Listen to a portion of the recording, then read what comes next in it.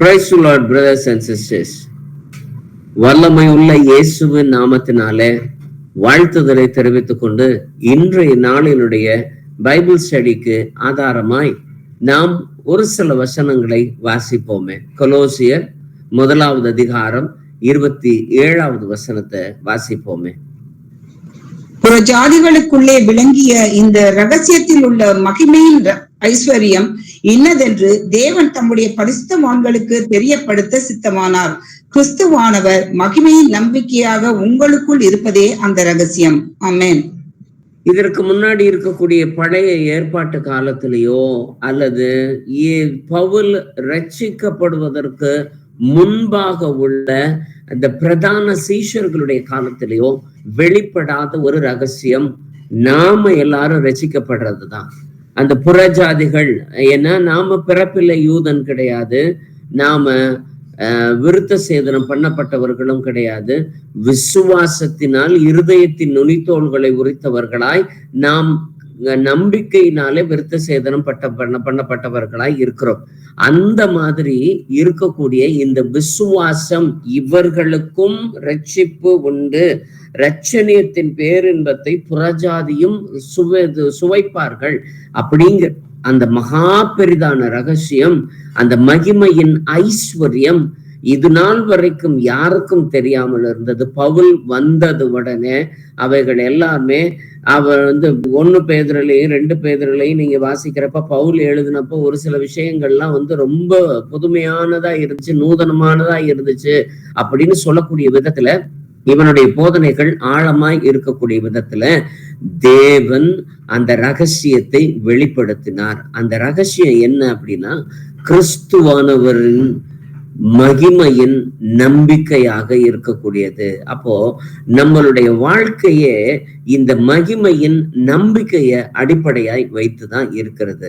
1 தெசலோனிக்கருடைய புத்தகம் 1வது அதிகாரம் 2வது வசனம் சொல்லுகிறதன்படி, தேவனுக்கு பிரியமான சகோதரரே, உங்கள் விசுவாசத்தின் கிரியையும் உங்கள் அன்பின் பிரயாசத்தையும் நம்முடைய கர்த்தராகிய இயேசு கிறிஸ்துவின் மேலுள்ள உங்கள் நம்பிக்கையின் பொறுமையையும் நம்முடைய பிதாவாகிய தேவனுக்கு முன்பாக நாங்கள் இடைவிடாமல் நினைவு கூர்ந்து.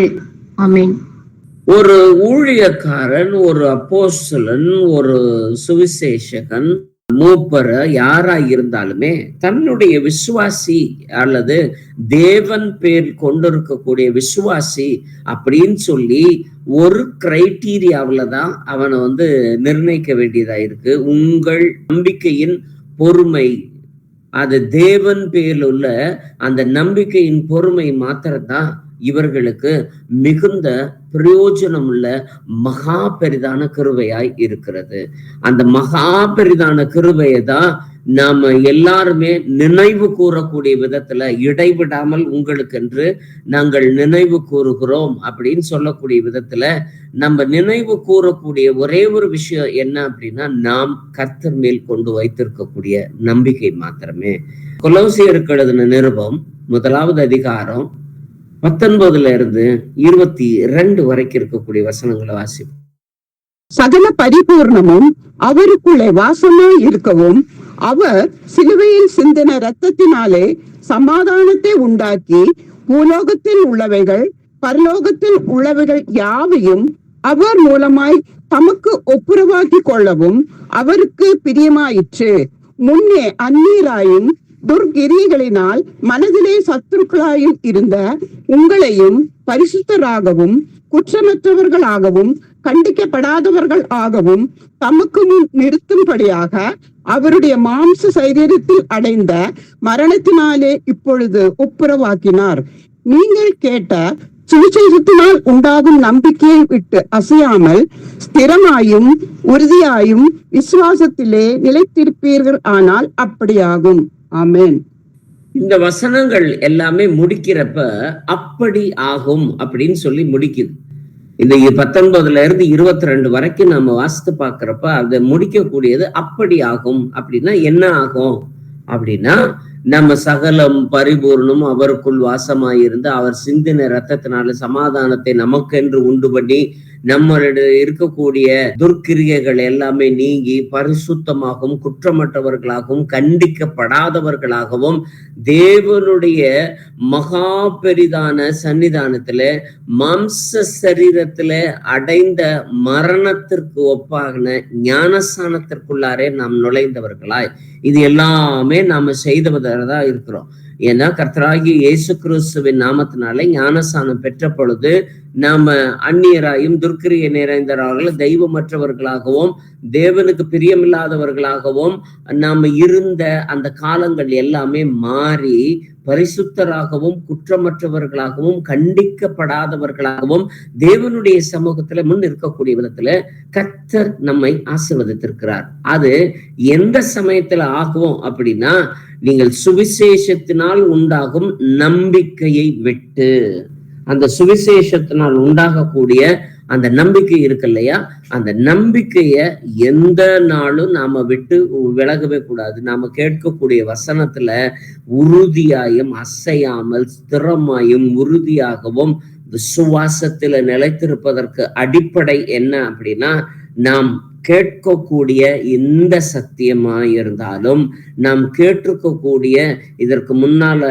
ஆன்லைன்ல கேட்கிறதா இருந்தாலும், நம்மளுடைய கூடுகைகளை கேட்கக்கூடியதா இருந்தாலும், சுவிசேஷத்தினால் உண்டாகக்கூடிய நம்பிக்கையை விட்டு அசையாமல் இருக்கிறது நமக்கு எல்லாவற்றையும் வாய்க்க பண்ணக்கூடியதா இருக்கும். தேவன் சிலுவையில சிந்தின அத்தனை காரியத்தையும் வாய்க்க பண்ணக்கூடியது ஒன்னே ஒண்ணு, சுவிசேஷத்தினால் உண்டாகும் நம்பிக்கையை விட்டு அசையாமல் இருப்பது மாத்திரமே. 1 பேதுரு 1வது அதிகாரம் 4வது வசனத்தை வாசிப்போம்.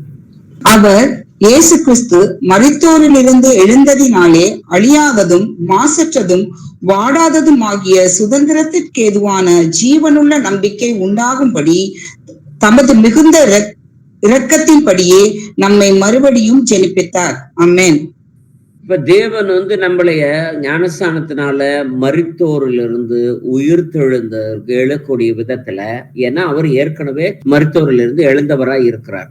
நம்மளையும் 2ஆம் மரணத்திற்கு உட்படாத கூடிய விதத்துல நமக்கு வாடாததும் சுதந்திரத்திற்கு ஏதுவானதும் ஜீவனுள்ள நம்பிக்கை உண்டாக்கும்படிக்காக தான் அதை எல்லாத்தையுமே செய்தார்.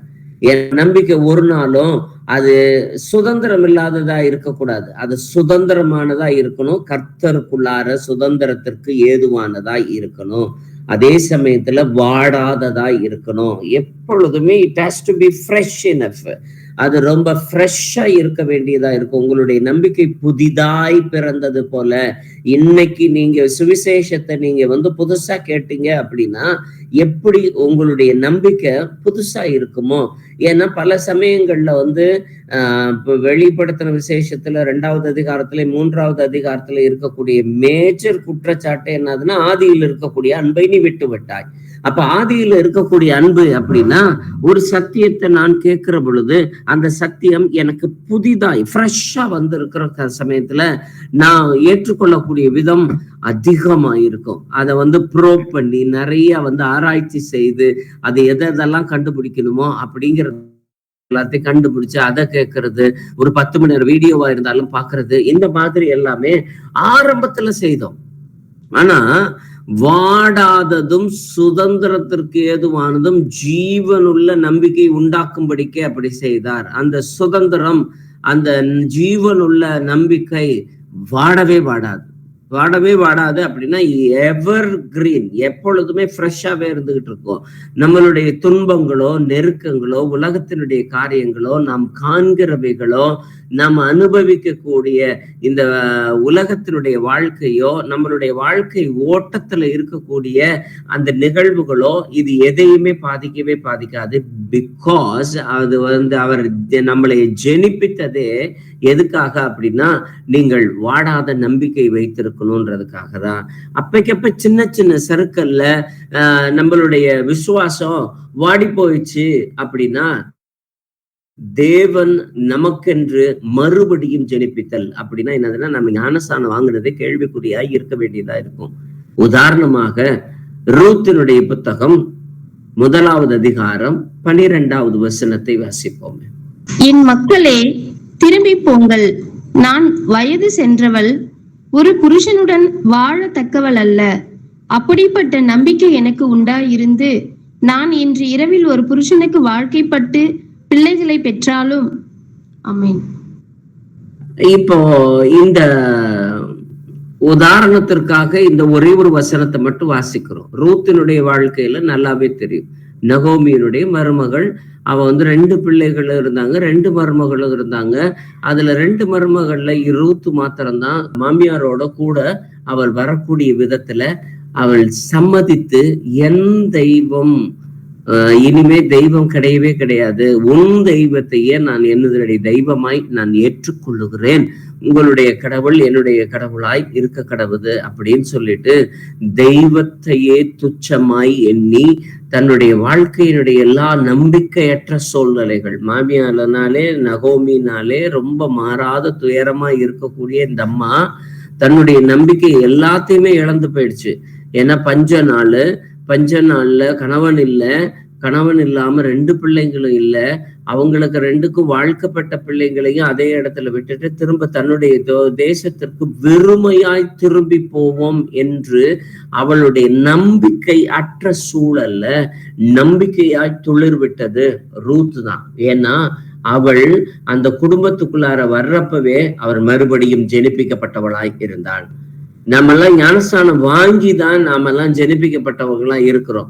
ஆனா ரூத்து எப்ப தன்னுடைய தெய்வம் அல்ல, உங்களுடைய தெய்வமே என்னுடைய தெய்வம் அப்படின்னு சொல்லிட்டு தன்னுடைய தெய்வத்தையே மாற்றி அந்த நம்பிக்கையை அந்த தெய்வத்தின் மீது வைக்கிறாளோ, அப்போ அவ வந்து வாடாததும் சுதந்திரத்திற்கு ஏதுவானதும் ஜீவன் உள்ள நம்பிக்கையை அவள் பெற்றுக்கொண்டாள். அந்த பெற்றுக்கொண்டதுனாலதான் போவாஸ் நம்பி அவருடைய தாவீதுக்கு பாட்டியா இருக்கக்கூடிய விதத்துல தேவனுடைய அனுக்கிரகம் அவளுக்குள்ளாரே கிடைத்தது. இரண்டாவதாக உதாரணமாய் நாம் பார்க்க போகிறது 2 ராஜாக்களுடைய புத்தகம் 18வது அதிகாரம் 5வது வசனத்தை வாசிப்போம். அவன் இஸ்ரவேலின் தேவனாகிய கர்த்தர் மேல் வைத்த நம்பிக்கையிலே அவனுக்கு பின்னும் அவனுக்கு முன்னும் இருந்த யூதாவின் ராஜாக்களில் எல்லாம் அவனை போல் ஒருவனும் இருந்ததில்லை. ஆமென். இந்த 18வது அதிகாரம் முதல் வசனத்துல இருந்து நீங்க வாசித்து பார்த்தீங்க அப்படின்னா எசேக்கியா ராஜாவை சொல்லக்கூடியதா இருக்கும். அந்த எசேக்கியா ராஜா இதுக்கு முன்னாடி இவன் வச்சிருந்த நம்பிக்கையை போல, ஏன் தாவீதையும் சேர்த்துதான் சொல்றாங்க. தாவீது கூட பல சமயங்கள்ல அந்த என்னது அவனை போல ஒரு தாசன் உண்டோ அப்படி இப்படிங்கிற மாதிரி நிறைய விஷயங்கள் சொல்லப்பட்டாலும் தன்னுடைய துன்பமான நேரத்துல துயரமான நேரத்துல ஓடி மாம்சீக பூர்வமாய் ஒளியக்கூடிய விதத்திலும் தன்னுடைய சுய இச்சையினாலே சோதிக்கப்பட்ட நேரத்துல விழுந்து போகக்கூடிய விதத்திலும் பிசாசினால் சோதிக்கப்படக்கூடிய விதத்திலும் தேவன் அவனை சோதிப்பதற்கு அனுமதிக்கப்பட்ட நேரத்திலும் இவன் சோதனையில விழுந்த நேரங்கள் எல்லாமே உண்டு.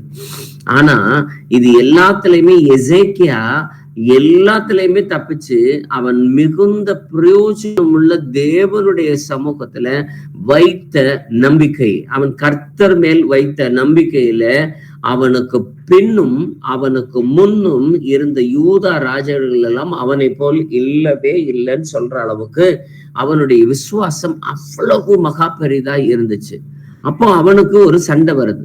சீரிய அரசுல இருந்து அசீரியா பகுதியில இருந்து அவங்களுக்கு மகா பெரிதான யுத்தம். அசீரியா வந்து படைகள் மிகப்பெரிய படைகள்.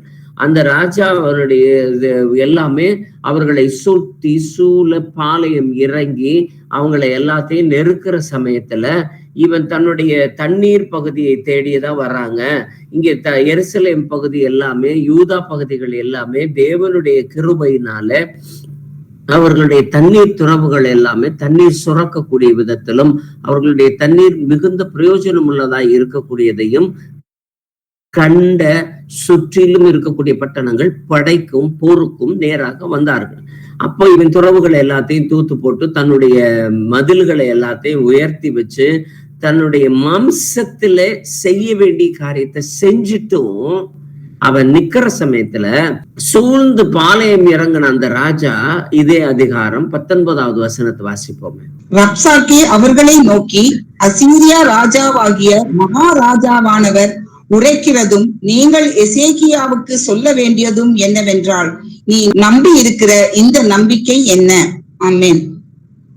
அப்ப எசேக்கியாவை பார்த்து அந்த மகாராஜா அப்படின்னா அவன் சக்கரவர்த்தி, நிறைய ராஜ்யங்களை எல்லாத்தையும் பிடிச்சு வச்சிருக்கிறவன், மிகப்பெரிய ராஜா, அவனுடைய படை பெருசு. அதனாலதான் மகாராஜா உரைக்கிறதாவது, ராஜா உரைக்கிறதாவது அப்படின்னு போட்டிருந்தா அவன் சின்ன தேசத்துக்குரியவனா இருப்பான். ஆனா மகாராஜா உரைக்கிறதாவது அவன் சொல்றான், எசேக்கியாவுக்கு சொல்ல வேண்டியது, நீ என்ன நம்பிக்கையில இந்த இத்தனோண்டு பட்டணத்தை வச்சுக்கிட்டு அதுக்குள்ளார உட்கார்ந்துக்கிட்டு, நீ இன்னைக்கும் இஸ்ரவேல் தேசம் சின்ன தேசம்தான், அதை எதிர்த்து போரிடக்கூடிய நாடுகள் எல்லாமே பெரிய பெரிய நாடுகள் தான், தொலைதூரத்துல இருக்கக்கூடியதும் மகா வல்லரசுக்குரிய நாடுகளும் தான் இது எல்லாத்தையுமே இருக்குது. ஆனா இது இன்னைக்கும் கடவுள் மீது நம்பிக்கை வைத்திருக்கிறேன் அப்படின்னு சொல்லிட்டு அவர்கள் போடக்கூடிய யுத்தங்கள் பெருசா இருக்குது. அதேதான் அன்னைக்கு எசேக்கியாவினுடைய காலத்திலயுமே நடந்தது.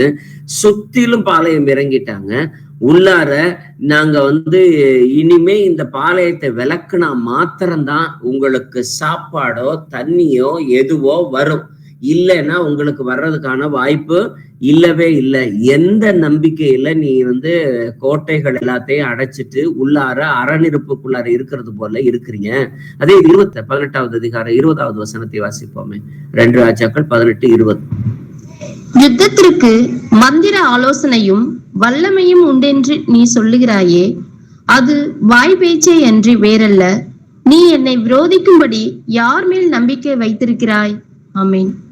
ஏன்னா அவன் கடவுள் மேல நம்பிக்கை வச்சிருக்கிற அப்படின்னு சொல்லக்கூடியது எல்லாமே மந்திர ஆலோசனை, வல்லமை அப்படி இப்படிங்கிற மாதிரிதான் இவனுடைய. ஏன்னா புறஜாதிக்கு, இவன் தேவனை அறியாதவனுக்கு சொல்லக்கூடியது எல்லாமே சும்மா வாய்ப்பேச்சு அப்படிங்கிறது. நம்மளுடைய லாங்குவேஜ்ல நாம சொன்னோம்னா வெட்டி பேச்சு, சும்மா வெட்டி பேச்சு பேசிட்டு இருக்க, கடவுள் பார்த்துக்குவாரு அப்படி இப்படின்ற மாதிரிலாம். எந்த நம்பிக்கையில நீ இன்னும் உள்ளார இருக்கிற அப்படின்னு சொல்றப்போ 2 நாளாகமத்தினுடைய புத்தகம் 32வது அதிகாரம் 6 முதல் 8 வரைக்கும் இருக்கக்கூடிய வசனத்தை வாசி. ஜனத்தின் மேல் படைத்தலைவரை வைத்து அவர்களை நகரவாசலின் வீதியிலே தன்னண்டையிலே கூடி வரச் செய்து அவர்களை நோக்கி, நீங்கள் திடன் கொண்டு தைரியமாயிருங்கள், அசீரியா ராஜாவுக்கும் அவனோடு இருக்கிற ஏராளமான கூட்டத்திற்கும் பயப்படாமலும் கலங்காமலும் இருங்கள். அவனோடு இருக்கிறவர்களை பார்க்கிலும் நம்மோடு இருக்கிறவர்கள் அதிகம். அவனோடு இருக்கிறது மாம்ச புயம், நமக்கு துணை நின்று நம்முடைய யுத்தங்களை நடத்த நம்மோடு இருக்கிறவர் நம்முடைய தேவனாகிய கர்த்தர் தானே என்று சொல்லி அவர்களை தேற்றினான். யூதாவின் ராஜாவாகிய எசேக்கியா சொன்ன இந்த வார்த்தைகளின் மேல் ஜனங்கள் நம்பிக்கை வைத்தார்கள். ஆமென். யூதா சொல்லக்கூடிய வார்த்தைகளை எல்லாத்தையுமே பாருங்க. எசேக்கியா யூதா ஜனங்களை நோக்கி, நீங்க பயப்படவே பயப்படாதீங்க, உங்களை சூழ்ந்து எவ்வளவு பெரிய சேனை வந்தாலும் அவங்க கிட்ட இருக்கிறவங்களை காட்டிலும் நம்மோடு கூட இருக்கிறவர் பெரியவர், உலகத்தின் அதிபதியை காட்டிலும் நம்மோடு இருக்கக்கூடிய கர்த்தர் மிகவும் பெரியவர் அப்படின்னு சொல்லிட்டு அவங்களுடைய இருதயங்களை எல்லாத்தையும் திறப்படுத்துறதுக்கு நீங்க எதையுமே நீங்க நம்பி நம்ம சோர்ந்து போகவே போகாதீங்க. படைகளை பார்த்து எதுவுமே சோர்ந்து போகவே போகாதீங்க. ஏன்னா நாம் கர்த்தர் மேல் நம்பிக்கை வைத்திருக்கிறோம். அவ சொல்லக்கூடிய வார்த்தைகள், தேவனாகிய கர்த்தர் தாமே நம்மோடு கூட இருக்கிறார் அப்படிங்கிற அந்த துணை நிற்கக்கூடிய அந்த வல்லமையை அவன் பேசுகிறதுனால இருக்கிற ஜனங்களுக்கு எல்லாத்துக்கும் நம்பிக்கை உண்டாச்சு. இந்த வசனத்தை வாசிக்கிறப்போ நமக்கு இருக்கக்கூடிய எந்த சூழலா இருந்தாலும், எந்த காரியமா இருந்தாலும் அதுல நம்மோடு கூட இருக்கிறவர் இயேசு கிறிஸ்து அப்படிங்கிற பட்சத்துல எல்லாவற்றிலும் மீதும் நமக்கு நம்பிக்கை உண்டாகும். அவர்கள் நம்பிக்கை வைத்தார்கள். அப்போ நாம் அசைவில்லாமல் வைக்கக்கூடிய நம்பிக்கை எது மேல இருக்குது? அந்த அசீரிய ராஜாக்கள் வச்சிருக்கக்கூடியது மாம்ச புயத்தின் மீது நம்பிக்கை வைத்திருக்கிறார்கள். அவர்கள் வைத்திருந்த படைகள் மீது நம்பிக்கை, அவர்கள் வைத்திருந்த ஆயுதத்தின் மீது நம்பிக்கை, அவர்கள் வைத்திருந்த அந்த போர் திட்டத்தினுடைய அவர்களுடைய மீது இருக்கக்கூடிய நம்பிக்கை, இது எல்லாத்தின் மீது அவர்கள் நம்பிக்கை வைத்திருந்தார்கள். அதே மாதிரி நம்மளுடைய நம்பிக்கையும் காசு, பணம், அந்தஸ்து, நமக்கு சூழ்ந்து இருக்கக்கூடிய சூழல்கள், நம்மளுடைய சொந்தக்காரவங்க, நம்மளுக்கு என்று இருக்கக்கூடிய அறிமுகமான நண்பர்கள், இவர்கள் எல்லாருமே பார்த்து கொள்வார்கள் அப்படிங்கிற மாதிரி நம்மளுடைய நம்பிக்கைகளை நாம் மாம்ச புயத்தின் மீது, மாம்ச காரியத்தின் மீது நாம் வைத்திருப்போமே ஆனால் நாமளும் நம்ம மாம்ச நம்பிக்கை உடையவர்களாய் இருப்போம். ஆனா நமக்கு நம்பிக்கை கர்த்தருடைய கரத்திலிருந்து வர வேண்டியதாய் இருக்கிறது.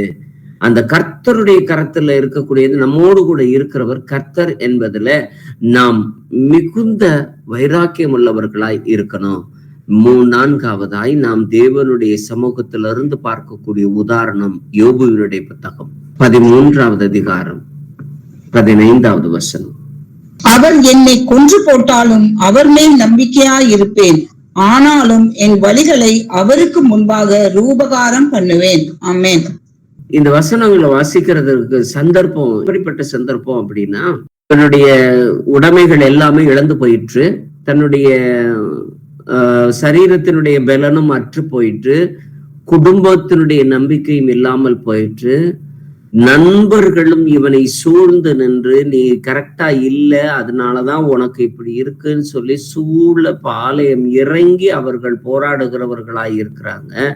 இப்படிப்பட்ட சூழ்நிலையில தன்னுடைய காரியத்தை எல்லாத்தையுமே எடுத்து சொல்லியுமே அவனுடைய அந்த உபத்திரவத்தின் நாட்கள்ல அவன் சொல்லக்கூடிய ஸ்டேட்மெண்ட், என்னை கொன்னு போட்டாலும் நான் கர்த்தர் மேல வச்சிருக்கக்கூடிய நம்பிக்கையில இருந்து அசைய மாட்டேன், என்னுடைய வழிகளை எல்லாவற்றையும் அவர்களிடம் ரூபகாரம் பண்ணுவேன்.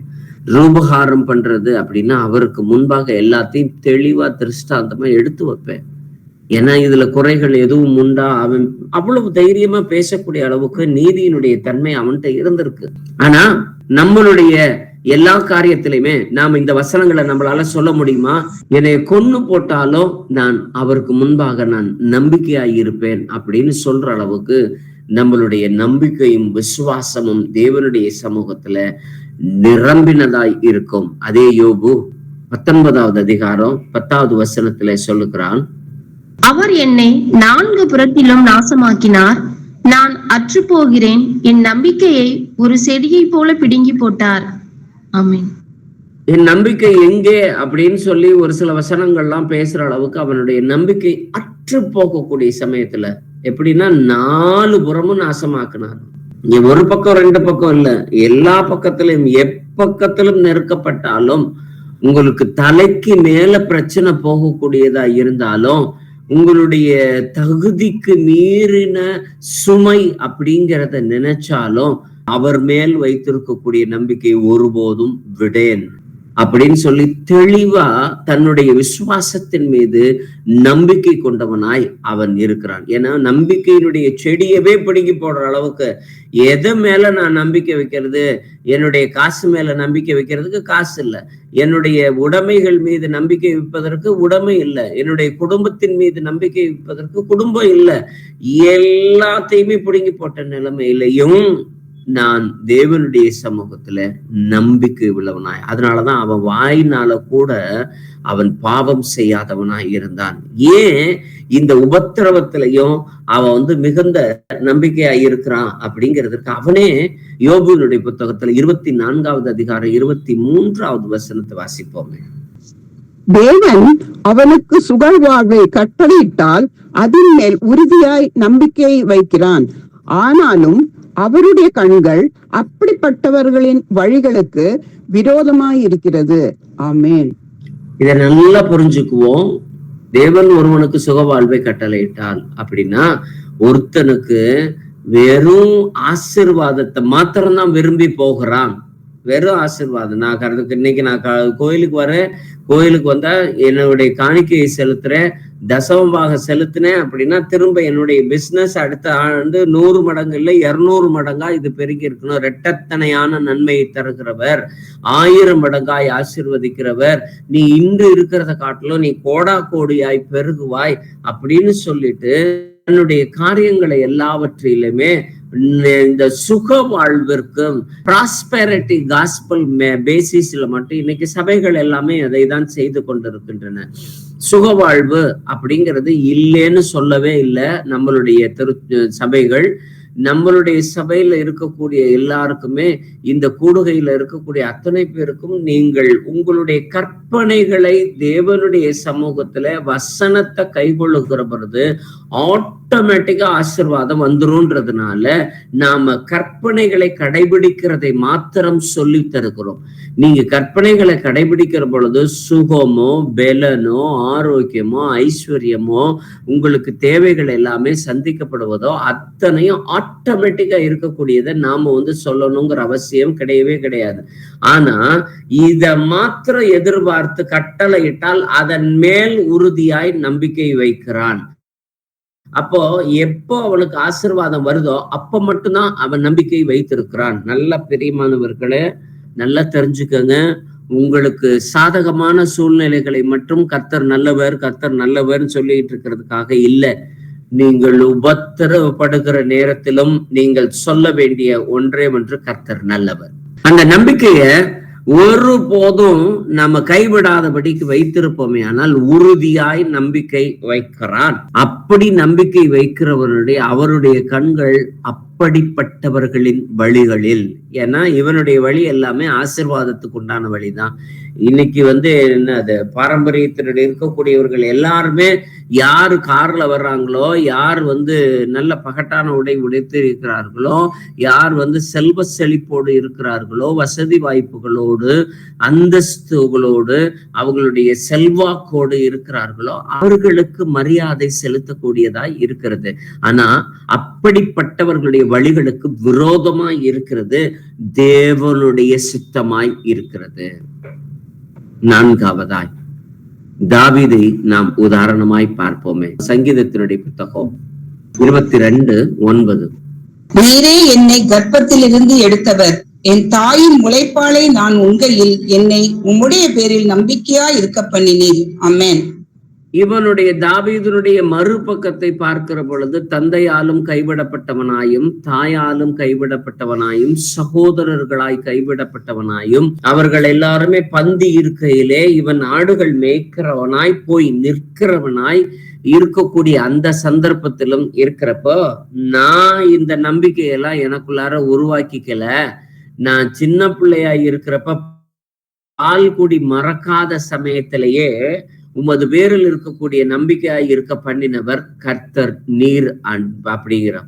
ஏன்னா தாயின் கர்ப்பத்திலிருந்து எடுத்தவர் அவர்தான், மரண பரியந்தம் வரைக்கும் காப்பவர் அவர்தான் சொல்லிட்டு அவருடைய சமூகத்துல நான் கத்துக்கிட்ட விசுவாசம் அல்ல, நீங்க கொடுத்ததுதான் எனக்குரிய விசுவாசம்னு சொல்லி தேவனுடைய சமூகத்துல பூரணமாய் சரண்டர் ஆயிருக்கிறான். 5வதாய் அப்போஸ்தலர் படி 27வது அதிகாரம் 20வது வசனம். அநேக நாளாய் சூரியனாவது நட்சத்திரங்களாவது காணப்படாமல் மிகுந்த பெரும் காற்று மழையும் அடித்து கொண்டிருந்தபடியினால் இனி தப்பி பிழைப்போம் என்னும் நம்பிக்கை முழுமையும் அற்று போயிற்று. ஆமென். 5வதாய் நாம் பார்க்கிறது பவுல் ஒரு கடல் பயணத்துல போகிற சமயத்துல இந்த துறைமுகத்தை விட்டு நீங்க கப்பலை எடுக்காதீங்க அப்படின்னு சொல்லி பாக்குறான். ஆனா மாலுமியனுடைய வார்த்தையும் கப்பலுடைய சொந்தக்காரருடைய வார்த்தையும் ரெண்டும் பிரதானமாய் இருந்ததுனால ஒரு கைதியினுடைய வார்த்தை அந்த இடத்துல எடுபடாம போயிடுச்சு. அவர்கள் கொஞ்ச தூரம் போனோனுமே யூரோக்ளித்தோன் என்கிற அந்த பெரும் புயல் அந்த கப்பலை மோதி அதை தாக்குகிற பொழுது அவர்களுடைய நம்பிக்கை சுத்தமா அற்று போயிற்று. அவர்கள் காற்றை நம்பினார்கள், சூழ்நிலைகளை எல்லாவற்றையும் நம்பினார்கள்.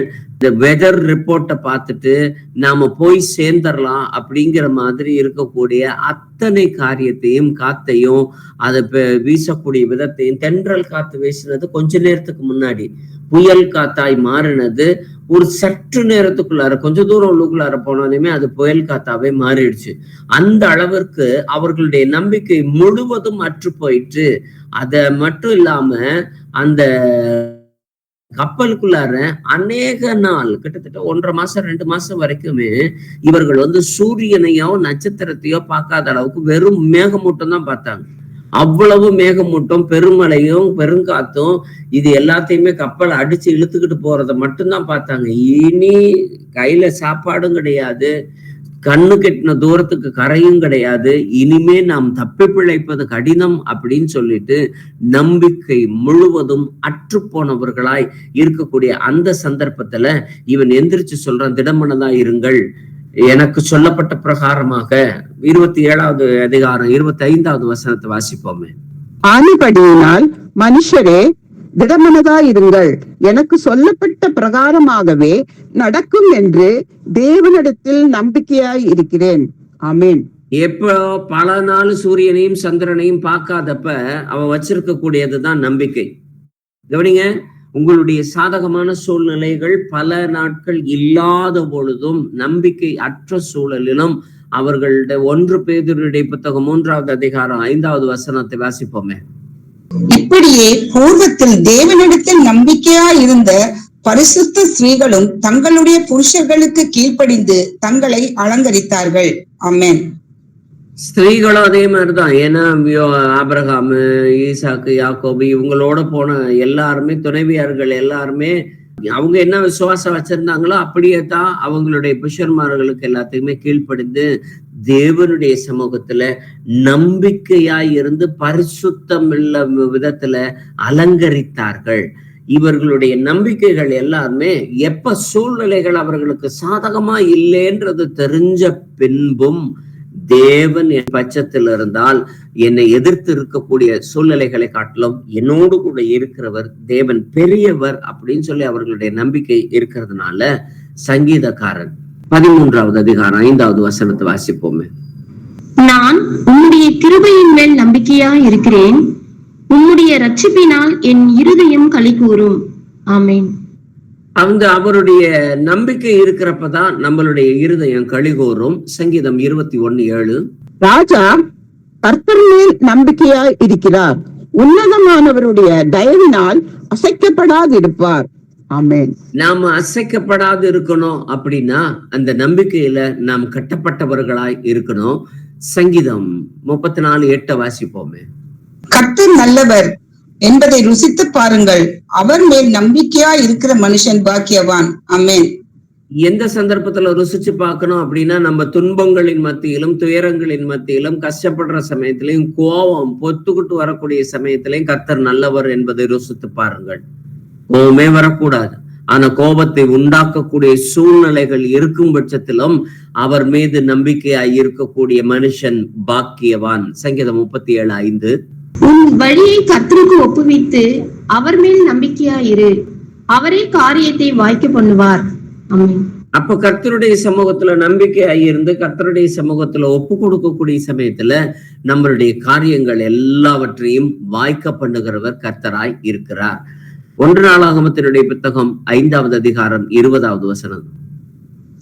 அவர்களோடு எதிர்த்து துணை பெற்றபடியினால் ஆகாரியரும் இவர்களோடு இருக்கிற யாவரும் அவர்கள் கையில் ஒப்பு கொடுக்கப்பட்டார்கள்.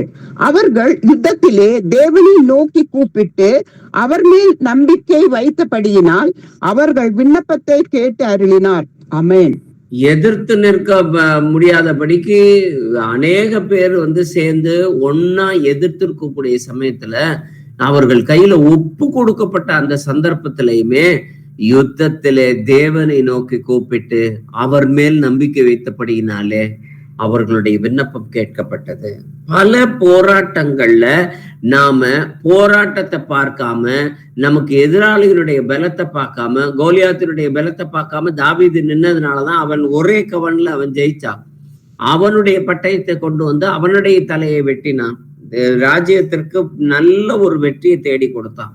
இந்த நம்பிக்கை தேவனுடைய சமூகத்துல இன்னைக்கும் நமக்கு இருக்கும் பட்சத்துல விண்ணப்பத்தை தேவன் கேட்கிறவராய் இருக்கிறார். 1 யோவான் 3:3. அவர் மேல் இப்படிப்பட்ட நம்பிக்கை வைத்திருக்கிறவன் எவனும் அவர் சுத்தமுள்ளவராய் இருக்கிறது போல தன்னையும் சுத்திகரித்துக் கொள்ளுகிறான். ஆமென். அப்ப எப்போ நாம இன்னும் பரிசுத்தம் உள்ளவர்களா, ஏன்னா பரிசுத்தவான் இன்னும் பரிசுத்தவான் ஆகட்டும், அநீதி செய்கிறவன் இன்னும் அநீதி செய்யட்டும் சொல்லிட்டு வசனம் சொல்லுகிறதன்படியே நாம பரிசுத்தவான் இன்னும் பரிசுத்தமாய் சுத்திகரிக்கணும் அப்படின்னா நாம வச்சிருக்கக்கூடிய நம்பிக்கை ஒவ்வொரு நிமிஷமும் அது பெருகுனதாவே இருக்கணும், பெருகி பெருகி போய்கிட்டே இருக்கணும். அவர் மேல் வைத்திருக்க நம்பிக்கை நம்மை சுத்திகரிக்க கூடியதாய் இருக்கும். ஏன்னா கர்த்தர் நான் பரிசுத்தர் ஆகையால் நீங்களும் பரிசுத்தராய் இருங்கள் அப்படின்னு சொல்றப்போ நாம் பரிசுத்தராய் இருக்கிறதற்கு உதவக்கூடிய ஒரே ஒரு வழி என்ன அப்படின்னா அவர் மேல் நம்பிக்கையாய் இருக்கிறது மாத்திரமே. சங்கீதத்தினுடைய புத்தகம் 40வது அதிகாரம் 4வது வசனம், அகங்காரிகளையும் பொய்யை சார்ந்திருக்கிறவர்களையும் நோக்காமல் கர்த்தரையே தன் நம்பிக்கையாக வைக்கிற மனுஷன் பாக்கியவான். அப்போ உலகத்துல இருக்கக்கூடியவன் இன்னைக்கு நல்ல செல்வாக்கோட இருக்கிறவன் எல்லாருமே பொய்யை சார்ந்திருக்கிறவனாகவும் அகங்காரிகளாகவும் இன்னைக்கு அரசியல்வாதிகளாகவும் தான் இருக்கிறாங்க. ஆனா அவர்களை யாரையுமே நம்புறதை காட்டிலும் நாம கர்த்தர் மேல் நம்பிக்கை வைத்திருப்போமே ஆனால் நாம் பாக்கியவான்களாய் இருப்போம். சங்கீதம் 65:5வது வசனத்தை வாசிப்போமே. பூமியின் கடையாந்தரங்களிலும் தூரமான சமுத்திரங்களிலும் உள்ளவர்கள் எல்லோரும் நம்பும் நம்பிக்கையாய் இருக்கிற எங்கள் ரட்சிப்பின் தேவனே, நீர் பயங்கரமான காரியங்களை செய்கிறதினால் எங்களுக்கு நீதியுள்ள உத்தரவு அருளுகிறீர். ஆமென். எப்போ இந்த பூமிக்கு மாத்திரம் இல்ல, கடையாந்தரம் வரைக்கும் சமுத்திரத்தை தாண்டி எந்த ஊர்ல யாரா இருந்தாலும், இப்ப கேட்கக்கூடியது ஆன்லைன்ல கேட்கக்கூடியது, எந்த கடல் கடந்து நீங்க கேட்டீங்கன்னாலும் கர்த்தர் பயங்கரமான காரியத்தை செய்கிறதற்கு அவரை நம்பும் நம்பிக்கையை தான் மாத்திரமே. அந்த நம்பிக்கை இருக்கிறப்ப அவருடைய நீதி உள்ள உத்தரவு நமக்குள்ளார கடந்து வரக்கூடியதா இருக்கிறது. சங்கீதம் 73:28, எனக்கோ தேவனை அண்டிக் கொண்டிருப்பதே நலம், நான் உமது கிரியைகளை எல்லாம் சொல்லி வரும்படி கர்த்தராகிய ஆண்டவர் மேல் என் நம்பிக்கையை வைத்திருக்கிறேன். ஆமென். அப்போ இந்த தேவனை அண்டிக் கொள்றதுக்காக தான் இன்னைக்கு நமக்கு கத்தி கொடுக்கக்கூடியதே. ஏன்னா எந்த ஒரு சந்தர்ப்பமா இருந்தாலும் எந்த ஒரு காரியமா இருந்தாலும் கர்த்தருடைய சமூகத்துக்குள்ளார போய் நாம அண்டிக்கிட்டோம் அப்படின்னா, இந்த அண்டிக்கிறது அப்படிங்கிற வார்த்தை ரொம்ப அழகான வார்த்தை. ஏன்னா நம்ம எந்த ஒரு காரியத்திலையுமே நம்ம அனுகூலமான துணைகள், பணம் ஒரு அனுகூலமாக தராது, பொண்ணுகளோ நம்ம வைத்திருக்கக்கூடிய படிப்புகளோ எதுவுமே அனுகூலமானது. கர்த்தரை அண்டிக்கிறேன், கர்த்தரை அண்டிக்கிற சமயத்துல கர்த்தர் எனக்கு அனுகூலமான துணையை தருகிற பொழுது அவர் மீது நான் நம்பிக்கை வைத்தவனாய் இருக்கிறேன். நீதிமொழிகளுடைய புத்தகம் 14வது அதிகாரம் 26வது வசனம், கர்த்தருக்கு பயப்படுகிறவனுக்கு திட நம்பிக்கை உண்டு, அவன் பிள்ளைகளுக்கும் அடைக்கலம் கிடைக்கும். கவனிங்க, இன்னைக்கு நீங்க கர்த்தரை அண்டிக்கங்க, கர்த்தர்கிட்ட போய் சேர்ந்துக்கங்க.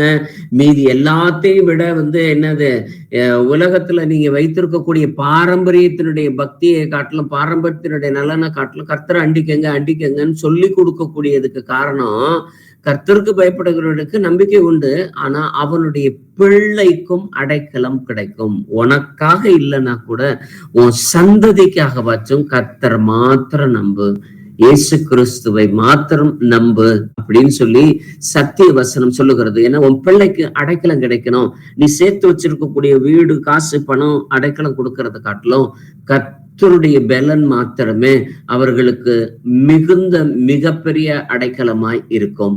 அப்போ நான் கர்த்தருக்கு பயந்து திட நம்பிக்கையாய் இருக்கும் பட்சத்துல இவைகள் எல்லாம் வாய்க்க பண்ணக்கூடியதாய் இருக்கும். சகரியா 9:12, நம்பிக்கை உடைய சிறைகளே அரணுக்கு திரும்புங்கள், இரட்டிப்பான நன்மையை தருவேன், இன்றைக்கே தருவேன். ஆமென். நமக்கு இந்த நம்பிக்கையுடைய சிறையிருப்புகளே அப்படின்னா, ஏற்கனவே சிறையில இருக்கிறவங்க சிறைகளே. ஆனா அரணுக்கு திரும்புங்கள் அப்படின்றப்போ நீங்க எப்போ சிறைக்குள்ளார இருந்தாலும், சிறையிருப்புக்குள்ளார இருந்தாலும், நமக்கு சூழ்நிலைகள் சாதகமாய் இல்லாமல் இருந்தாலும் நம்பிக்கை உடையவர்களாய் இருக்கிறப்ப நீங்க நிச்சயமா அரணுக்கு திரும்புவீங்க. அரணுக்கு திரும்புறது மாத்திரம் இல்ல, எதெல்லாம் இழந்தமோ அது எல்லாத்தையுமே இரட்டத்தனையான நன்மையை தருகிறவராய் இருக்கிறது. ஆனா இரட்டிப்பான நன்மையை தருவேன், இன்றைக்கே தருவேன்னு சொல்லி வாக்குத்தத்தம் பேசுறதுக்காக இந்த வசனம் கொடுக்கப்படவில்லை. இந்த வசனம் கொடுக்கறதுக்கு என்னத்துக்கு காரணம், நீ சிறையிருப்புல இருக்கிற பட்சத்திலும் நம்பிக்கை கர்த்தர் மேல் வை அப்படிங்கிறதுக்காக தான். மீதி ஆட்டோமேட்டிக்கா நடக்கும். அரணுக்கு நீ திரும்புறது, ரெட்டிமையான நன்மை தர்றது, அது இன்னைக்கே தர்றது, இதெல்லாமே இன்னைக்கு ஆட்டோமேட்டிக்கா நடக்கும். ஆனா நடக்க செய்ய வேண்டியது ஒண்ணே ஒண்ணு, நான் என்னுடைய சிறையிருப்பிலும் தேவன் மீது நான் நம்பிக்கையா இருக்கிறேன். என்னுடைய சரீர பலவீனமா இருந்தாலும், என்னுடைய சூழ்நிலைகள் தாறுமாறா இருந்தாலும், என்னுடைய சூழ்ந்து இருக்கக்கூடிய சூழல்கள் எல்லாமே எதிரடையா இருந்தாலும், நான் வைத்திருக்கக்கூடிய நம்பிக்கை என் கர்த்தரை சார்ந்தது. ஏன்னா என்னுடைய சொந்த புத்தியை சார்ந்தது அல்ல. நீதிமொழிகளுடைய புத்தகம் 3வது அதிகாரம் 5வது வசனம், உன் சுய புத்தியின் மேல் சாயாமல் உன் முழு இருதயத்தோடும் கர்த்தரின் மேல் நம்பிக்கையா இருந்து. ஆமென். பாதி என்னுடைய சுயபலம், எனக்கு அறிவு இருக்குது, எனக்கு காசு இருக்குது, எனக்கு வீடு இருக்குது, என்னுடைய நம்பிக்கை இருக்குது அப்படின்னு சொல்லிட்டு பாதி உன்னுடைய செல்வத்தின் மீதும் மீதி பாதி உன்னுடைய கர்த்தர் மீதும் அப்படின்னு சொல்லி உன்னுடைய நம்பிக்கையை நீங்க மாற்றுகிற பொழுது, அந்த மாத்தி நம்ம வைக்கிற பொழுது உன் சுயபத்தையே சாராத முழு இருதயத்தோடு முழுசாவே எல்லா சந்தர்ப்பத்திலையுமே எல்லா நேரத்திலையுமே உனக்கு தேவைப்படக்கூடிய நேரத்துல மாத்திரம் கர்த்தரை தேடுறதுக்கு இல்ல, எல்லா நேரத்திலையுமே முழு இருதயத்தோடு கர்த்தரின் மேல் நம்பிக்கையாய் இருக்கிற மனுஷன் பாக்கியவானாய் மாறுவான். சந்ததி ஆசீர்வதிக்கப்பட்டதாய் இருக்கும். நீதிமொழிகளுடைய புத்தகம் 3வது அதிகாரம் 26வது வசனம், கர்த்தர் உன் நம்பிக்கையாய் இருந்து உன் கால் சிக்கிக் கொள்ளாதபடி காப்பார். எப்ப உன்னுடைய சுயபத்தி சாராம கர்த்தரை நம்பிக்கையா வச்சு நீ நிக்கிறப்போ உன் கால் சிக்கிக்காது. எந்த ஒரு பிரச்சனையிலுமே சிக்கிக்காது. நீ எடுத்து வைக்கக்கூடிய அடியில எல்லாத்துலயுமே நல்ல ஒரு பிரகாசமாய் இருக்கக்கூடியதா இருக்கும். கால் சிக்கிக்காது. எசையா தீர்க்க தரிசன புத்தகம் 30வது அதிகாரம் 15வது வசனம், நீங்கள் மனம் திரும்பி அமர்ந்திருந்தால் ரட்சிக்கப்படுவீர்கள். அமெரிக்கையும் நம்பிக்கையுமே உங்கள் பலனாயிருக்கும் என்று இஸ்ரவேலின் பரிசுத்தராயிருக்கிற கர்த்தராகிய தேவன் சொல்லுகிறார். நீங்களோ அப்படி செய்ய மனதரா இராமல். ஆமென். நமக்கு இருக்க வேண்டியது, நம்மளுடைய பலனே என்னது அப்படின்னா அமைதியா இருக்கிறது, நம்பிக்கையா இருக்கிறது தான் நமங்களுடைய பலனே. ஆனா பிரச்சனைன்னு வர சமயத்துல, தேவைன்னு இருக்கக்கூடிய சமயத்துல, ஒரு நமக்கு விசுவாசத்துல ஒரு சின்ன ஒரு போராட்டம் இருக்கக்கூடிய சமயத்துல நமக்கு முதல்ல வர்றது என்ன தெரியுமா? போராட்டம் தான் முதல்ல வரும். முதல்ல அமெரிக்கை காணா போயிடும், அப்புறம் நம்பிக்கை காணா போயிடும். எல்லா சந்தர்ப்பத்திலையுமே அமெரிக்கையும் நம்பிக்கையும் தான் உங்களுடைய பலனே. எந்த ஒரு பிரச்சனையிலையுமே முதல்ல அமைதியா இருக்க பழகிக்கங்க. அதே சமயத்துல கர்த்தர் மேல் நம்பிக்கையா இருக்க பழகிக்கங்க. அப்படி செய்ய மனதாய் இராமல் இருக்கும் பட்சத்துல கர்த்தர் நமக்காக யுத்தம் செய்ய மாட்டார். அமர்ந்திருந்து நீங்க சும்மா இருந்து இன்னைக்கு நம்ம சூழ்ந்து பாலம் இறங்கி பல நாடுகள் சண்டை போட போறது கிடையாது. நம்ம வீட்டை சுத்தி 10 பேர் நின்று கல்லால எரிஞ்சு நம்மளை பிடிச்சிட்டு போறதெல்லாம் கிடையவே கிடையாது. அதெல்லாம் நடக்காம சின்ன சின்ன போராட்டங்கள்லாம் நம்ம சந்திச்சுக்கிட்டு இருக்கோம் இல்லையா? வீட்டுக்குள்ளாரையா இருந்தாலும், கணவன் மனைவிக்கு இடையில இருந்தாலும், நம்மளுடைய உறவுகளுக்கு மத்தியில இருந்தாலும், நம்ம சந்திக்கக்கூடிய அலுவலகத்தினுடைய வேலை பணிகளா இருந்தாலும், எந்த இடத்துலயும் நீங்க சந்திச்சீங்கனாலும் அந்த பிரச்சனையில முதல்ல இருக்க வேண்டியது அமெரிக்கையும் நம்பிக்கையும் மட்டுமே. அதுதான் நம்மளுடைய பலனாய் மாறுகிறது. ஏசாயா 31:1 வாசிப்போமே. சகாயம் அடையும்படி இஸ்ரவேலுடைய பரிசுத்தரை நோக்காமலும் கர்த்தரை தேடாமலும் எகிப்துக்கு போய் குதிரைகள் மேல் நம்பிக்கை வைத்து ரதங்கள் அநேகமாய் இருப்பதினால் அவைகளை நாடி குதிரை வீரர் மகா பலசாலிகளாய் இருப்பதினால் அவர்களை நம்பிக்கொண்டு இருக்கிறவர்களுக்கு ஐயோ. ஆமென். அப்போ அமெரிக்கையும் நம்பிக்கையும் நம்மளுடைய பலனா இருக்குதுன்னா, பிரச்சனைன்னு வர்ற சமயத்துலதான் நாம போய் அதை வாங்குறது, இதை செய்யறது, இதுல இருந்து அதுல தூக்கி போடுறது, இன்வெஸ்ட்மெண்ட்டை மாத்துறது, காசை எடுத்துட்டு வர்றது, நகை எடுத்துட்டு வர்றது, எப்படி ஏகப்பட்ட பிரச்சனைகளை எல்லாத்தையுமே உருவாக்கிக்கிறோம். ஏன்னா எகிப்துக்கு போய் குதிரை மேல நம்பிக்கை வைக்கிறது, ரதங்கள்ல அதிகமா நம்பிக்கை வைக்கிறது, அவைகளை நாடி. ஏன்னா குதிரை வீரர் பலசாலியா இருக்கிறதுனால நீ உன்னுடைய சண்டையில ஜெயிக்க போறது கிடையவே கிடையாது. வசனம் என்ன சொல்லுதுன்னா, அவர்களுக்கு ஐயோ. ஐயோனா அதை விட ஒரு ஹார்டான வேர்டு கிடையவே கிடையாது. எப்பப்பெல்லாம் ரொம்ப ஹார்ஷா திட்டணும்ன்ற வசனம் முடிவுபடுதோ அந்த இடத்துல சமயத்துல ஐயோங்கிற வார்த்தை வரும். இது கர்த்தரை தேடாம உலகத்தின் மீது நம்பிக்கை வைக்கக்கூடிய மனுஷனுக்கு ஐயோ. அப்போ என்னுடைய பிரச்சனைகள் மத்தியில நான் மனம் திரும்பி அமர்ந்திருந்து அமெரிக்கையோடும் நம்பிக்கையோடும் தேவனுடைய சமூகத்துல அமர்ந்திருப்பேனேயானால் கர்த்தர் என் பலனாய் இருக்கிறார். அவர் எனக்குரிய காரியங்களை எல்லாத்தையுமே வாய்க்க பண்ணுகிறவராய் இருக்கிறார். 1 தீமோத்தேயுனுடைய புத்தகம் 6வது அதிகாரம் 17வது வசனம்.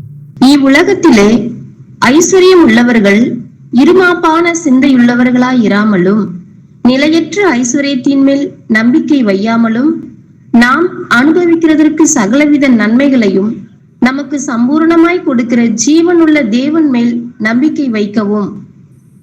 நீங்க காசு பணம் வச்சிருக்கிறதோ வீடு வாசல் பங்களா வச்சிருக்கிறதோ பிரச்சனை இல்லை. அதெல்லாத்தையும் உடனே விற்று உடனே ஏழைகளுக்கு கொடு அப்படின்லாம் நமக்கு வேதனை. என்னது வசனம் சொல்லவே இல்லை. சக்கை அவ்வளவு வச்சிருந்தாலும் பாதியை தான் கொடுக்குறேன்னு சொன்னான். யாராச்சும் ஏமாத்தினா மாத்திரம்தான் நாளை தனியா திரும்ப தர்றேன்னு சொன்னான். ஏழைகளுக்கு எல்லாத்துக்குமே எல்லாத்தையுமே இருக்கிறத வித்துட்டு எல்லாத்தையுமே கொடுத்துட்ற அப்படின்லாம் அவன் சொல்லவே கிடையாது. அவனுக்கு என்ன நிர்ணயிக்கப்பட்டதோ அதை அவன் தெளிவா சொல்றான். ஆனா நம்மளுடைய நம்பிக்கை எது மேல வைக்கிறோம்? எனக்கு இருக்க வேண்டியதெல்லாம் இருக்கு, கிடைக்க வேண்டியதெல்லாம் கிடைச்சிருச்சு அப்படின்னு சொல்லி உன்னுடைய நம்பிக்கை நீ உன்னுடைய வருமானத்தின் பேரிலோ உன்னுடைய சேர்த்து வைக்கக்கூடிய சேமிப்பின் மீதோ நீ வைத்திருக்கக்கூடிய உடைமைகளின் மீதோ இருக்குமே ஆனால் அவைகள் ஐயோ என்று முடியக்கூடியதா இருக்கும். நமக்கு சம்பூர்ணமாய் கொடுக்கக்கூடிய தேவன் மீது நம்பிக்கை வைக்கிற மனுஷன் பாக்கியவானாய் இருப்பான். எரேமியாவுடைய புத்தகம் 17வது அதிகாரம் 5வது வசனம்.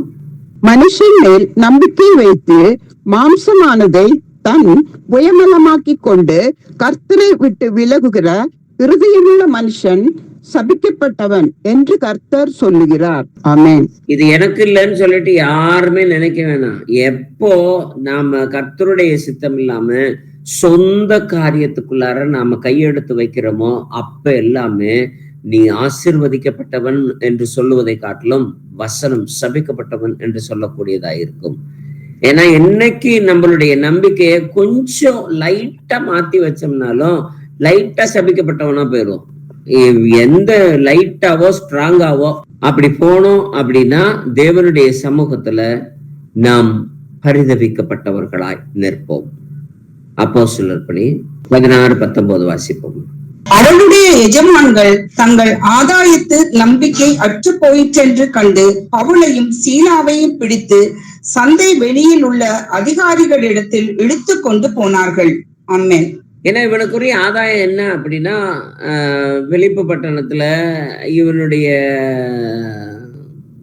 பவுல் முதல்ல போய் சுவிசேஷம் சொல்ல வர்ற சமயத்துல ஒரு பெண் குறி சொல்லுகிறவர்களாய் இடைப்பட்டு வருகிற பொழுது அவள் மீது ஒவ்வொரு தடவையும் உங்களைய ரட்சிப்புக்குள்ளார் வழி நடத்துறவங்க இவர்தான் சொல்லிட்டு இருக்கிற சமயத்துல கோவம் அந்த ஆவிய அவள்கிட்ட இருந்து கடிஞ்சு அனுப்பின உடனே அவளை பயன்படுத்தின அந்த எஜமான்களுக்கு தங்களுடைய ஆதாயத்து நம்பிக்கை அற்று போனதுனால, கவனிங்க, ஆதாயத்திற்கு ஏதுவான நம்பிக்கை ஒரு சில பொருட்கள் மீதோ ஒரு சில காரியத்தின் மீதோ ஒரு சில சமயங்கள்ல சபையின் மீதே நம்ம வச்சிருந்தோம்னா, சபைக்கு வந்தா கல்யாணம் நடந்துரும், சபைக்கு வந்தா நமக்குரிய கஷ்டங்கள் எல்லாமே நீங்கிரும், பிரேயருக்கு போனா நமக்குரிய பிரச்சனை எல்லாம் மாறிடும்னு சொல்லிட்டு ஆதாயத்துக்குரிய நம்பிக்கை வைத்திருப்போமே ஆனால் அது அற்று போகிற சமயத்துல ஊழியக்காரர்களே விரோதிகளாய் போயிடுவார்கள். பவுலையும் சீலாவையும் பிடித்து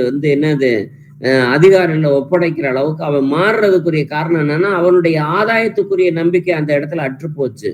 ஒரு சில சமயத்துல ஆதாயத்தினுடைய அடிப்படையில நாம் சபையை பார்ப்போமே ஆனால் அந்த ஆதாயத்தினுடைய நம்பிக்கை அற்று போகிற சமயத்துல சபைக்கு விரோதமாய் பேசக்கூடியவர்களாய் மாறுவோம்.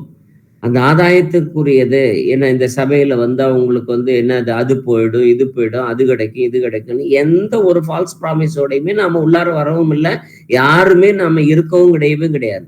அந்த ஆதாயத்துக்குரிய நம்பிக்கை நம்மளுடைய சமூகத்துல இல்லைன்ற மாதிரி நாம பூரணமான ஒரு நிச்சயத்துக்குள்ளார இருக்கணும். அப்ப ஆதாயத்துக்குரிய நம்பிக்கை அற்று போச்சுன்னா குற்றச்சாட்டு எனது ஊழியக்காரர்கள் மீது அதிகமாய் வைக்கக்கூடிய விதத்துல மாறுகிறவர்களாய் போகிறோம். எரேமியா 17:7. கர்த்தர் மேல் நம்பிக்கை வைத்து கர்த்தரை தன் நம்பிக்கையாக கொண்டிருக்கிற மனுஷன் பாக்கியவான். அவர் மேல மட்டும் நம்பிக்கை வச்சிருக்கிறவன் மாத்திரம்தான் பாக்கியவான். நீ ஆதாயத்துக்காகவோ ஐஸ்வர்யத்துக்காகவோ மனுஷ பயத்துக்காகவோ நம்பிக்கை வைக்கிறத காட்டிலும் கர்த்தர் மீது நம்பிக்கை வைத்திருக்கிற மனுஷன் பாக்கியவானாய் மாறுகிறான். மார்க்கு 10:24. சீஷர்கள் அவருடைய வார்த்தைகளை குறித்து ஆச்சரியப்பட்டார்கள். இயேசு பின்னும் அவர்களை நோக்கி, பிள்ளைகளே, ஐஸ்வர்யத்தின் மேல் நம்பிக்கையாய் இருக்கிறவர்கள் தேவனுடைய ராஜ்யத்தில் பிரவேசிக்கிறது எவ்வளவு அரிதாய் இருக்கிறது. ஆமென். அப்போ இந்த ஐஸ்வர்யத்தின் மேல நம்பிக்கை வைக்கிறத காட்டிலும் தேவன் மீது நம்பிக்கை வைக்கிறவர்கள் மாத்திரமே பரலோகத்திலே பெயர் எழுதினவர்களாய் மாறுகிறார்கள். எரேமியாவினுடைய புத்தகம் 17வது அதிகாரம் 13வது வசனத்தை வாசிங்களேன். இஸ்ரவேலின் நம்பிக்கையாகிய கர்த்தாவே, உம்மை விட்டு விலகுகிற யாவரும் வெட்கப்படுவார்கள். அவர்கள் ஜீவனுள்ள தண்ணீரின் ஊற்றாகிய கர்த்தரை விட்டு விலகி போனபடியால் உம்மை விட்டு அகன்று போகிறவர்களின் பெயர் புழுதியில் எழுதப்படும். ஆமென். நாம எல்லாருமே பரலோகத்துல எனது பெயர் எழுதப்பட்டிருக்கு, ஜீவ புத்தகத்துல என்னுடைய பெயர் எழுதப்பட்டிருக்குதுன்னு சொல்லிட்டு மிகுந்த சந்தோஷத்தோடு கூட நம்மளுடைய பயணத்தை தொடர்ந்து கொண்டவர்களாய் இருக்கிறோம். ஆனா எப்போ கர்த்தர் மேல் நம்பிக்கை இல்லாம இருக்கிறோமோ அப்ப இந்த பேரு பரலோகத்துல பொண்ணு எழுத்துக்களால் எழுதிப்படுறதை காட்டிலும் புழுதியிலே எழுதப்பட்டதா இருக்கும். அப்ப அந்த புழுதியிலே எழுதப்பட்ட பெயர் எப்ப வருது அப்படின்னா, உன்னுடைய நம்பிக்கை கர்த்தர் மேல் விட்டு விலகிற சமயத்துல.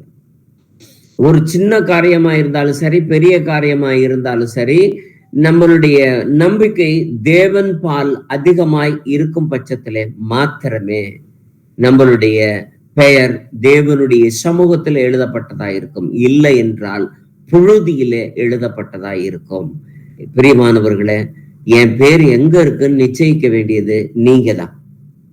உங்களுடைய நம்பிக்கை இந்த சமயத்துல எந்த இடத்துல இருக்குதோ அந்த இடத்தினுடைய அடிப்படையில தான் உங்களுடைய பெயர்கள் எல்லாமே எழுதப்பட்டதாய் இருக்கிறது. ரோமர் 8:20. அது ஏனென்றால் சிருஷ்டியானது அழிவுக்குரிய அடிமைத்தனத்தினின்று விடுதலையாக்கப்பட்டு தேவனுடைய பிள்ளைகளுக்குரிய மகிமையான சுயாதீனத்தை பெற்றுக்கொள்ளும் என்கிற நம்பிக்கையோடே. ஆமென். அந்த நம்பிக்கை எதுக்கு அப்படின்னா, இந்த சுயாதீனத்தை நாம வாங்கிக்கணுன்றதுக்காக 1000 வருட அரசாட்சியில் இருக்கக்கூடிய மகிமையின் சுயாதீனத்தை நாம் பெற்றுக்கொள்ள வேண்டும் அப்படிங்கிறதற்காக மாத்திரமே கர்த்தர் நம்மை நம்பிக்கை உள்ளவர்களாய் இருக்க வேண்டும் என்று இந்த நாளிலே அழைக்கிறவராய் இருக்கிறார். ரோமர் 8:24-26 வரைக்கும் வாசிப்போம். அந்த நம்பிக்கையினாலே நாம் ரட்சிக்கப்பட்டு இருக்கிறோம். காணப்படுகிறதை நம்புகிறது நம்பிக்கை அல்ல. ஒருவன் தான் காண்கிறதை நம்ப வேண்டுவது என்ன? நாம் காணாததை நம்பினோமாகில் அது வருகிறதற்கு பொறுமையோட காத்திருப்போம். அந்தபடியே ஆவியானவரும் நமது பலவீனங்களில் நமக்கு உதவி செய்கிறார். நாம் ஏற்றபடி வேண்டிக் கொள்ள வேண்டியது இன்னதென்று அறியாமல் இருக்கிறபடியால் ஆவியாவர் தாமே நமக்கு வாக்கு கடங்காத பெருமூச்சுகளோடு நமக்காக வேண்டுதல் செய்கிறார். ஆமென். ஆனா ஆவியானவர் எனக்காக வேண்டுதல் செய்கிறாரு, எனக்கு வேண்டுதல் இன்னதென்று தெரியாத நேரத்துல அவர் வேண்டுதல் செய்வாரு அப்படின்னு சொல்லிட்டு இருக்கக்கூடியது வசனம் நமக்கு எல்லாத்துக்குமே தெளிவா தெரியும். ஆவியானவர் நிச்சயமா வேண்டுதல் செய்வார். எப்ப தெரியுமா? காணாததையும் நீங்கள் விசுவசிக்கிற பொழுது, உங்களுடைய வாழ்க்கையில யதார்த்தமாய் சுத்தியிலும் பாக்குறப்ப நம்பிக்கையற்ற சூழ்நிலைகள், மனுஷர்கள் விரோதமாய் இருக்கக்கூடிய சூழ்நிலைகள், எனக்கு சாதகமாய் இருக்கக்கூடியது எதுவுமே இல்லைங்கிற சமயத்துல, அந்த சமயத்துல கர்த்தர் மேல மாத்திரம் உங்களுடைய நம்பிக்கை வைக்கிறப்ப நீங்க வேண்டுதல் செய்ய வேண்டாம், ஆவியானவர் வேண்டுதல் செஞ்சுக்குவார். அவர்தான் நமக்காக எல்லாத்தையுமே வேண்டுதல் செய்கிறவராய் இருக்கிறார். வாசிப்போமே ரோமர் 4:18. உன் சந்ததி இவ்வளவா இருக்கும் என்று சொல்லப்பட்டபடியே தான் அநேக ஜாதிகளுக்கு தகப்பனாவதை நம்புகிறதற்கு ஏதுவில்லாதிருந்தும் அதை நம்பிக்கையோட விசுவாசித்தான். ஆமென். ஆபிரகாம் நம்புறதுக்கு அந்த ஒரு சந்தர்ப்பம் இல்லாத சமயத்திலுமே அவன் நம்பிக்கையா இருந்ததுனாலதான் அவன் விசுவாசத்தின் தகப்பனாய் மாறினான். இல்லைன்னா அவன் மாறுறதுக்கான வாய்ப்பே கிடையவே கிடையாது. இதே ரோமர் 5:2 வாசிங்களா. அவர் மூலமாய் நாம் இந்த கிருபையில் பிரவேசிக்கும் ஸ்லாக்கியத்தை விசுவாசத்தினால் பெற்று நிலை கொண்டிருந்து தேவ மகிமையை அடைவோம் என்கிற நம்பிக்கையினாலே மேன்மை பாராட்டுகிறோம். நாம மேன்மை பாராட்ட வேண்டியது ஒன்னே ஒண்ணு மாத்திரம்தான். அவர் மேல வச்சிருக்கக்கூடிய நம்பிக்கையை மாத்திரம்தான் மேன்மை பாராட்ட வேண்டியவர்களா இருக்கிறோம். அதே ரோமர் 5:3 நம்ம வாசித்திருந்தோம் அப்படின்னா, நமக்கு எல்லா உபத்திரமும் பொறுமையை தரக்கூடியதா இருக்கும். பொறுமை பரீட்சை தரக்கூடியதா இருக்கும். பரீட்சை நம்பிக்கை தரக்கூடியதாக மாறக்கூடியதுனால, அதே ரோமர்ல 5வது வசனத்தை நாம் வாசிக்கிற பொழுது, தேவ அன்பு நம்மளுடைய இருதயங்களை ஊற்றப்பட்டபடினாலே நம்பிக்கை நம்மை வெட்கப்படுத்தவே படுத்தாது. தேவ நம்பிக்கை நம்மளை வெட்கப்படுத்தாதபடிக்கு அவர் மீது நம்பிக்கை கொண்டிருக்கக்கூடிய மனுஷன் பாக்கியவானாய் இருக்கிறான். இதை கர்த்தர் சொல்லுகிறதுனால நாம் நம்மளுடைய தலைகளை தாழ்த்தி தேவனுடைய சமூகத்துல நம்மை நாமே நிதானித்து அறிந்தவர்களாய் இந்த வேளையில ஒப்பு கொடுப்போமே. ஏன்னா இன்னைக்கு நாம வச்சிருக்கக்கூடிய நம்பிக்கை எந்த இடத்துல இருக்கு, என்னத்தின் மேல நம்பிக்கை வச்சிருக்கிறோம்? விசுவாசத்தோடு கூட நாம் இந்த வேளையில ஆராய்ந்து பார்ப்போம். ஏன்னா மகா பெரிதான ரகசியமா இருக்கக்கூடிய நம்பிக்கைய நமக்குள்ளார வைத்திருக்கிறார். அந்த நம்பிக்கைக்கு பாத்திரமான்களாய் நாம இல்லாத அந்த சந்தர்ப்பங்களுக்கு எல்லாவற்றிற்குமாய் நாம் தலைகளை தாழ்த்தி இந்த வேளையில மன்னிப்பு கேட்க வேண்டிய நேரம் இது.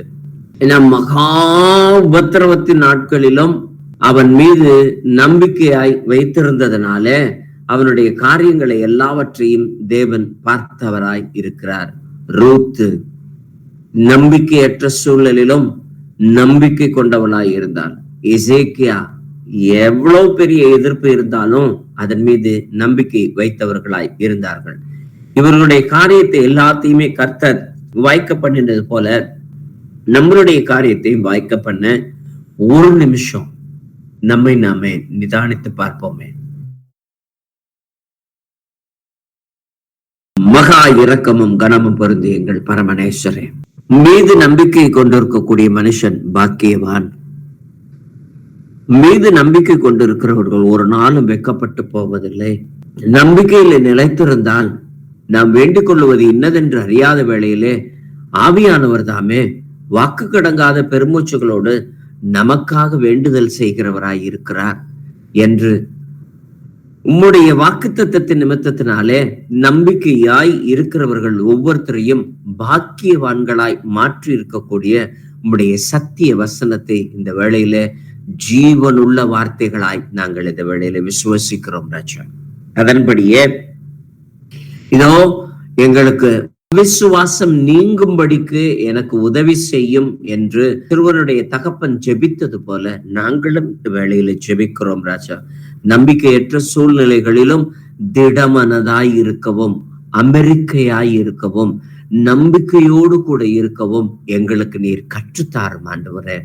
இந்த வேளையில நாங்கள் மாம்ச புயம் எனக்கு துணை நின்று இருக்கிறது போல நான் அரேபியத்தினுடைய எகிப்தினுடைய குதிரைகளை நம்பாமலும், இதோ பலமுள்ள குதிரை வீரர்களை நம்பாமலும், ஐஸ்வர்யத்தை நம்பாமலும், சூழ்நிலையினுடைய சாதகத்தை நம்பாமலும் தேவனை நான் நம்பி இருக்கிறதுனால எனக்கு எதிரடையாய் இருக்கக்கூடிய அநேக பிரச்சனைகளை காட்டிலும் என் தேவன் பெரியவராய் இருக்கிறதுனால அவர்களோடு இருக்கிறவர்களை காட்டிலும் என்னோடு கூட இருக்கிறவர் அதிகம் என்று நான் அறிந்திருக்கிறேன் ஆண்டவரே. நம்முடைய தேவனாகிய கர்த்தர் தாமே இதோ நம்மோடு கூட இருந்து யுத்தம் பண்ணுகிறதுனால என்னுடைய பிரச்சனைகள் எல்லாவற்றிலும் தேவ புயம் இருக்கிறதுனால நன்றி செலுத்துகிறோம் ராஜா.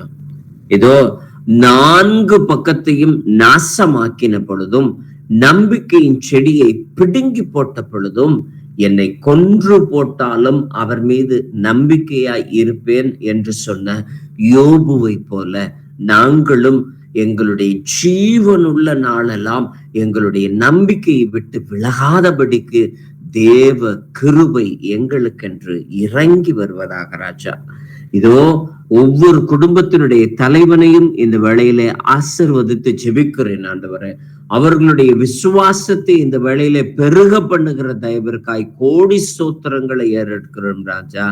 இதோ அவர்களுடைய விசுவாசம் பெருகிறதுனாலே அவர்களுடைய பிள்ளைகளுக்கு அடைக்கலம் கிடைக்கும், அவர்களுடைய நம்பிக்கை பெருகிறதுனாலே அவர்களுடைய பிள்ளைகளுக்கு அடைக்கலம் கிடைக்கும் என்று வசனம் சொல்லுகிறதன்படியே அவர்களுடைய சந்ததியாருக்கு நம்பிக்கை உண்டாக்கக்கூடிய விதத்துல அவர்கள் இருதயம் களிகூறுவதாக ராஜா.